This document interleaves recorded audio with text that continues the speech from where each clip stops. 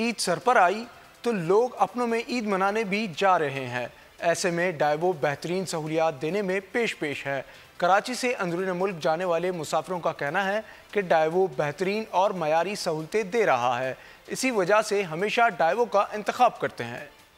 ईद का मजा सिर्फ अपनों में। रोजी रोटी के लिए बड़े शहरों का रुख करने वाले आम अफराद के लिए इस ख्वाब को पूरा करना एक दौर में मिशन इम्पॉसिबल था। डाइवो कंपनी ने बरसों से उनकी सारी टेंशन ही दूर कर दी। इंतहाई मुनासिब किराए पर बेहतरीन सफरी सहूलियात के साथ डाइवो कंपनी ने पैसेंजर्स को जहनी सुकून फराहम कर दिया। मुसाफिर हजरात का कहना है कि डाइवो कंपनी ने कभी ईद के मौके पर अपने किराए में इजाफा नहीं किया। सफर के दौरान स्टाफ इंतहाई मुहज़्ज़िबाना अंदाज में पैसेंजर्स की जरूरियात का ख्याल रखता है।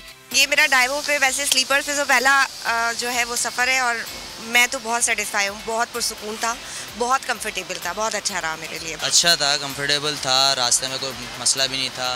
बाकी शहरी का भी अच्छा इंतज़ाम था, तो अच्छा था, कोई मसला नहीं आया।